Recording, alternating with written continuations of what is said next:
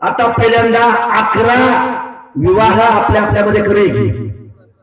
आता तुम्ही आमचं दावा नाही 11 विवाह केले पाहिजे की नाही केले पाहिजे। आता हे जगात पात्र राहिले का? आता सगळे सोयरे राहिले का? आता पाटील संजय कोणी छत्रीय काही राहिले का? आता पहिल्यांदा 11 विवाह जाहीर करा। आमच्याकडे 11 पोरं आहेत बरं। तर ओबीसी नेते लक्ष्मण हाकेंनी भोगलवाडीनंतर शृंगारवाडी फाट्यात म्हणजे बीड जिल्ह्यातल्या या शृंगारवाडी फाट्यावरती एक भाषण केलं होतं। त्यांनी एक सभा घेतली होती आणि त्या भाषणात त्यांनी हे वादग्रस्त वक्तव्य केलं होतं आणि यामुळे काय घडलं तर सबंध मराठा समाजाची टीकेची राळ त्यांनी स्वतःवर ओढून घेतली। म्हणजे मराठा समाज बांधवांनी अगदी सोशल मीडियावर सुद्धा लक्ष्मण हाकेंना ट्रोल केलं आणि दुसरीकडे रस्त्यावर उतरून मराठा समाज बांधवांनी लक्ष्मण हाकेंना अगदी धमकी सुद्धा दिली। त्यामुळे लक्ष्मण हाके विरुद्ध मनोज जरांगे यांच्यातला जो आरक्षणाचा सामना आहे तो संपूर्ण महाराष्ट्रानं पाहिलाय आणि जरांगेंच्या मुंबईतल्या आझाद मैदानावरील आंदोलनानंतर खरं तर सरकारनं जी.आर. काढला आणि या जी.आर. नंतरच खरं तर हाके असतील आणि इतर ओबीसी समाजातील नेते असतील ते सगळे नेते सुद्धा आक्रमक झाले। म्हणजे काय झालं जरांगेंच्या पाठीशी मराठा समाज हा जसा एकजुटीने उभा राहिला तसा ओबीसी समाजाचं चित्र मात्र त्या उलट आहे। ओबीसी समाजातल्या नेत्यांची मात्र वेगवेगळ्या दिशेने तोंड पाहायला मिळाली। आता ओबीसी समाजातल्या 5 महत्त्वाच्या नेत्यांची भूमिका समजून घेण्यासाठी मी याआधी केलेला हा व्हिडिओ जरूर पहा। आता परत येऊयात हाकेंच्या मुद्द्यावर। खरं तर मराठा समाज आणि मराठा समाजातले 96 कुळी असतील क्षत्रिय असतील हे काही आता राहिलेलं नाहीये। आता isakal.com आहे देशातील नंबर 1 ची मराठी न्यूज वेबसाईट।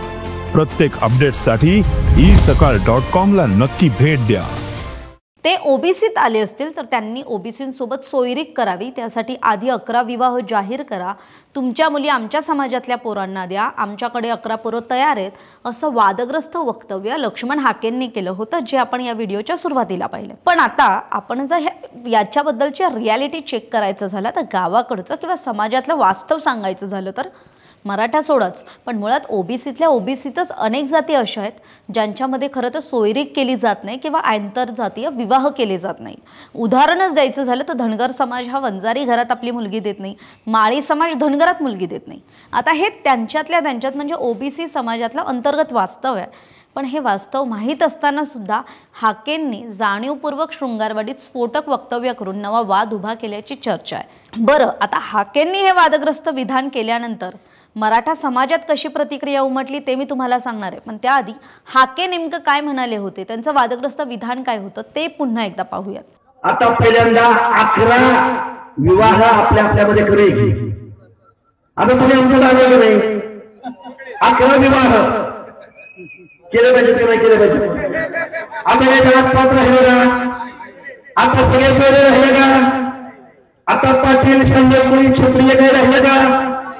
आता पहिल्यांदा 11 विवाह जाहीर करा। आमच्याकडे 11 पोरं आहेत बरं। आता वादग्रस्त म्हणजे तेही इतकं वादग्रस्त बोलल्यानंतर लक्ष्मण हाके मी आधी म्हटल्याप्रमाणे टीकेचे धनी ठरले।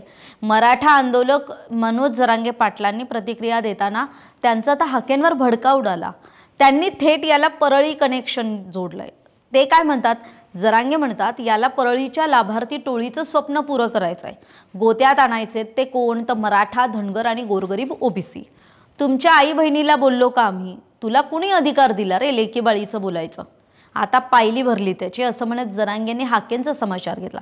तर हाके संभाजीनगरमध्ये आल्यास ठोकून काढल्याशिवाय राहणार नाही, तुमच्यात मुलं नसतील तर आमच्यात सुशिक्षित मुलं आहेत तरी हाकेचा वैचारिक रूपानं नरडीचा घोट घेऊ अशा तीव्र शब्दात मराठा समाज बांधवांनी सुद्धा हाकेच्या लग्नांसंबंधीच्या वादग्रस्त वक्तव्यावर प्रतिक्रिया दिली आहे। तर तिकडे बीडमध्ये लक्ष्मण हाकेंविरुद्ध गुन्हा नोंदवण्यात आलाय।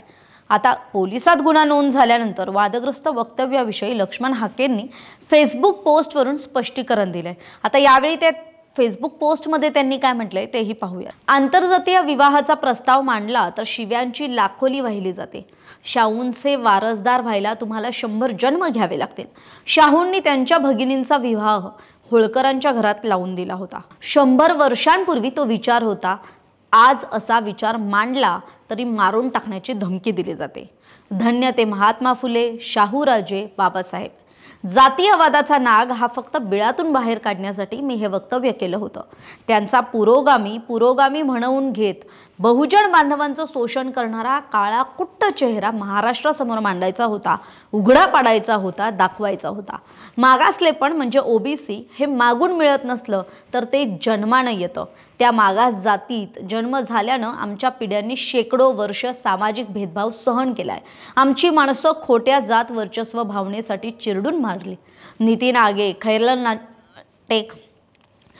आगे, खैरलांची, माऊली सोट सारखे शेकडो बळी जात वर्चस्वासाठी घेतले. तुम्हाला सामाजिकदृष्ट्या मागास व्हायचं आहे ना, तर मग सामाजिक मागासांचं हर्डल्स सुद्धा पार करावे लागतील ना. शिव्या देऊन, जीवे मारण्याची धमकी देऊन कसं चालेल बरं, असं लक्ष्मण हाकेंनी आपल्या सोशल मीडियावरच्या पोस्टमध्ये म्हटलंय. यावेळी त्यांनी शेवटी एक टिप सुद्धा दिली आहे. आंतरराष्ट्रीय विवाहाला प्रोत्साहन म्हणून महाराष्ट्र शासन 50,000 बक्षीस म्हणून देतं. शाहू महाराजांनी संस्थानात 100 विवाह आंतरजातीय लावून दिले होते. त्यामुळे लक्ष्मण हाकेंनी शृंगारवाडीतल्या सभेत केलेल्या त्या वादग्रस्त वक्तव्याविषयी स्पष्टीकरण देताना सुद्धा आपली भूमिका ती ठाम असल्याचं सांगितलंय. आणि त्यांनी होणाऱ्या ट्रोलिंगला किंवा एक प्रकारच्या टीकाला सुद्धा एक आपल्या पद्धतीने एक प्रतिसाद दिलाय. तरी हाकेंना दिलेल्या स्पष्टीकरणाविषयी आणि मनोज जरांगे पाटील असतील वा मराठा समाजाकडून त्यांना केलं जात असलेल्या ट्रोलिंग विषयी आपली मतं कमेंट बॉक्समध्ये कमेंट करून सांगायला विसरू नका. तुर्तास इथेच थांबूया. तोपर्यंत पाहत राहा सकाळ. महाराष्ट्रातील सर्व बातम्यांचे विश्वासार्ह व्यासपीठ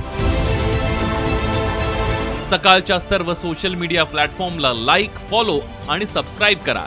तसंच सर्व नोटिफिकेशनसाठी बेल आयकॉन प्रेस करायला विसरू नका.